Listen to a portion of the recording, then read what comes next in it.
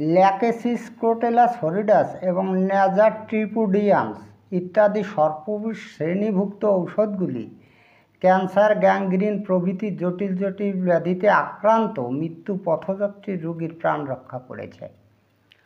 Homeopathy জগতে এই সর্পবিষ শ্রেণীভুক্ত ঔষধগুলি ডক্টর হেরিং জীবন সংশয় থাকা সত্ত্বেও এগুলি প্রুভিং করেন।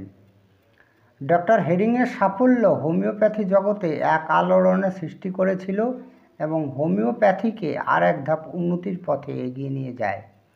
সুতরাং এই ভীষণ গুরুত্বপূর্ণ ঔষধগুলির ধর্ম আমাদের প্রত্যেকের জানা উচিত বলে আমি মনে করি। এই যে সর্পবিষ শ্রেণীভুক্ত যে ঔষধগুলো, এই যে আমি তিনটির নাম বললাম এবং আরও থেকে থাকবে, তো এই ঔষধগুলো বিষাক্ত সাপের বিষ থেকে তৈরি করা হয়েছে এবং এর প্রুভিংকরণ করেন কিন্তু ডক্টর হেরিং। তো এই সর্পবিষ নিয়ে যখন পরীক্ষা করা হচ্ছিল, করার আগে আর কি, এই সর্পবিষ নিয়ে পরীক্ষা করার কথা যখন ভেবেছিল, তখন ডক্টর হেরিংয়ের ওয়াইফ বলেছিল যে তুমি এই সর্পবিষ নিয়ে এগুলো পরীক্ষা নিরীক্ষা করো না, কেননা এতে জীবন সংশয় আছে। তো যাই হোক, ডক্টর হেরিং কিন্তু ওনার ওয়াইফের কথা শোনেননি, না শুনে কিন্তু উনি কিন্তু এই ঔষধগুলো আবিষ্কার করেন। জীবন সংশয় থাকা সম্ভব ছিল, জীবনহানি হতে পারত ডক্টর হেরিংয়ের। তথাপিও তিনি কিন্তু এই ঔষধগুলো প্রুভিং করে হোমিওপ্যাথিতে প্রচলন করেন এবং এই বিষাক্ত সাপের বিষ থেকে বিষাক্ত রোগও কিন্তু আরোগ্য করা যায়। ক্যান্সার একটা ভয়ঙ্কর ব্যাধি, গ্যাংগ্রিন একটা ভয়ঙ্কর ব্যাধি, আরও কিন্তু ভয়ঙ্কর ব্যাধি এই ঔষধ দ্বারা আরোগ্য করা হয়।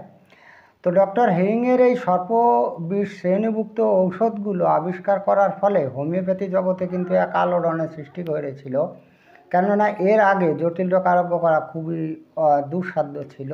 তো এগুলো আবিষ্কার করার ফলে অনায়াসে কিন্তু এই জটিল ব্যাধি কিন্তু হোমিওপ্যাথিতে আরোগ্য হয়ে যাচ্ছে। আজকের ভিডিওতে এই সর্পবিষ শ্রেণীভুক্ত প্রত্যেকটি ঔষধের ধর্ম সম্পর্কে এমন কিছু গুরুত্বপূর্ণ তথ্য আপনাদের সামনে এক্সপ্লেন করে শোনাবো, যাতে আপনার চিকিৎসার উন্নতির ধাপ এগিয়ে নিয়ে যেতে পারেন। ভিডিওটি ভালো লাগলে লাইক, কমেন্ট, শেয়ার করবেন এবং আপনি যদি এই চ্যানেলে নতুন এসে থাকেন তাহলে চ্যানেলটিকে সাবস্ক্রাইব করে রাখবেন পরবর্তীতে নতুন ভিডিওর নোটিফিকেশন সবার আগে পাওয়ার জন্য। এবার এই সর্পবিষ শ্রেণীভুক্ত ঔষধের 4টি ধর্ম সম্পর্কে এমন কিছু তথ্য আপনাদের সামনে খুব সহজ সরল ভাষায় আমি এক্সপ্লেন করে শোনাবো।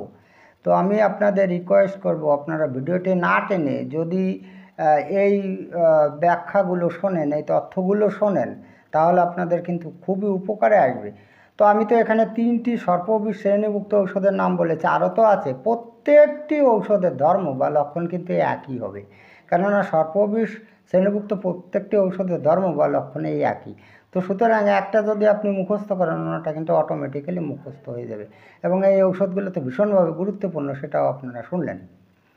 যাই হোক, ধর্ম বা লক্ষণ নাম্বার 1-এ আসি।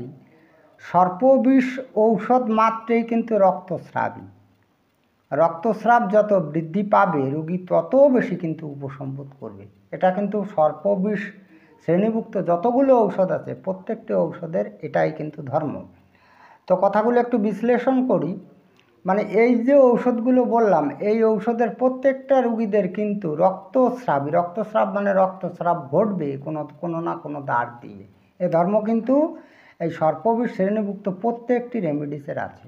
একটা আর একটা কথা হচ্ছে কি, যে রক্তস্রাব যত বেশি হবে তত এই সর্পবিষ শ্রেণীভুক্ত ঔষধের রোগীরা, অর্থাৎ ধরুন ল্যাকেসিসের রোগীরা, কিন্তু তত বেশি উপশমিত বোধ করবে।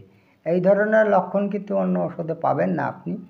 তো আমি দু একটা উদাহরণ দিয়ে আপনারা বেশি ভালো বুঝতে তাতে আপনাদের সুবিধা হবে। আমাদের আরও ঔষধ যেমন ফসফরাস, হ্যামামেলিস ভার্জেনিকা ইত্যাদি ঔষধের রোগীদের কিন্তু রক্তস্রাবই এই ঘটনাটি আছে, কিন্তু তাতে রক্তস্রাব বৃদ্ধি পেলে রোগীর কিন্তু উপশম বোধ করে না। তো পার্থক্যটা কোথায় হলো বলুন তো? যেমন আমাদের এই ফসফরাস ঔষধ আছে, হ্যামামেলিস ভার্জেনিকা আছে, তো এই ঔষধের রোগীদেরও যখন তারা রোগাক্রান্ত হয় তখনও কিন্তু রক্তস্রাবের প্রবণতা আছে। তো আমি আগেই বলেছি যে সর্পবিষ শ্রেণীভুক্ত ঔষধের ধর্ম হচ্ছে যে রক্তস্রাব যত বেশি হবে তত কিন্তু তাদের উপসম্পদ হবে, কিন্তু আমাদের ফসফরাসে বা হেমামিলিস ভার্জিনিকায় এই কিন্তু উপসম্পদ মানে এইটুকুই নেই। যাই হোক, নাম্বার 2 ধর্ম বা লক্ষণ নাম্বার 2তে আসি। নিদ্রান্তে রোগ বৃদ্ধি সর্পবিষ শ্রেণীভুক্ত ঔষধের ধর্ম। নিদ্রান্তে মানে নিদ্রার শেষে। আপনারা অনেকেই জানেন, যেমন ল্যাকেসিসে রোগ বৃদ্ধি কখন?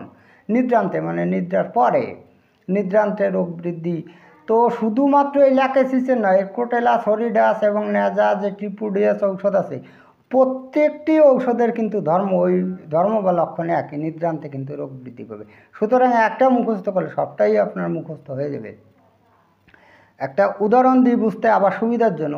আমাদের আরও ঔষধে যেমন ফসফরাস, সিপিয়া ইত্যাদি ঔষধেও কিন্তু নিদ্রান্তে রোগ বৃদ্ধি এই লক্ষণটি আছে।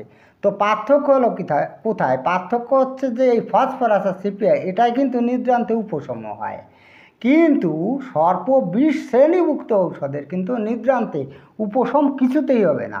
অন্য ঔষধে যে সমস্ত ঔষধে নিদ্রান্তে রোগ বৃদ্ধি হয়, সেই সমস্ত ঔষধে কিন্তু এই উপশম হবে অন্য ঔষধে, যেমন ফসফরাস বা সিপিয়াতে। এই হচ্ছে তফাৎ।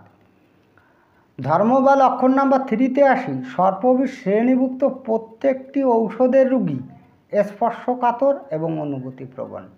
ভালো করে আপনি মিলিয়ে দেখে নিন।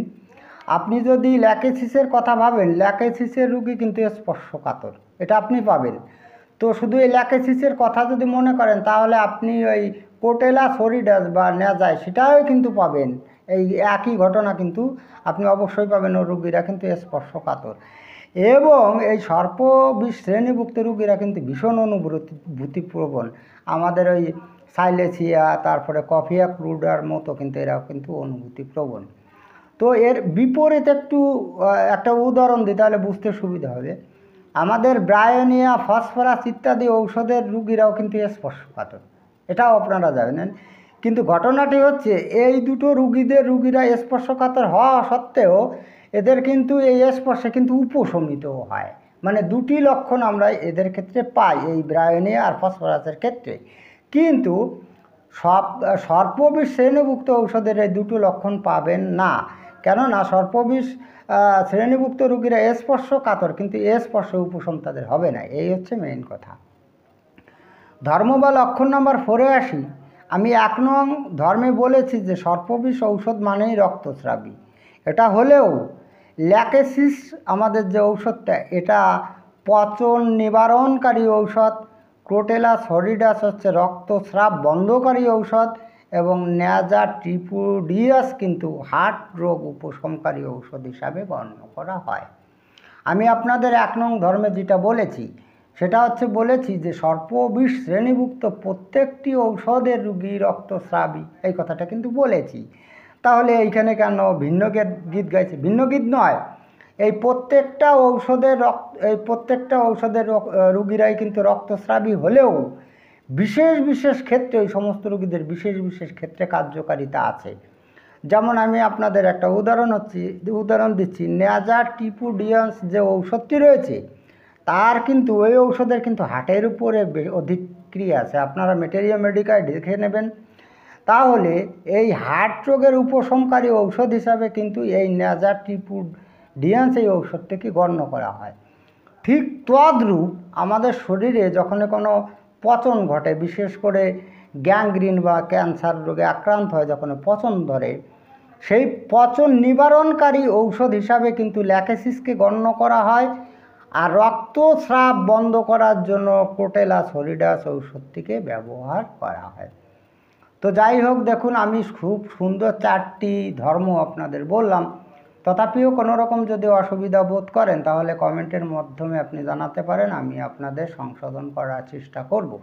যাই হোক, আজকে এই পর্যন্তই। খুব তাড়াতাড়ি ফিরে আসবো নতুন গুরুত্বপূর্ণ বিষয়বস্তুর ভিডিও নিয়ে। দেখা হচ্ছে নেক্সট ভিডিওতে। ততক্ষণ আপনারা ভালো ও সুস্থ থাকুন। জয় হ্যানিম্যান, জয় হোমিওপ্যাথ।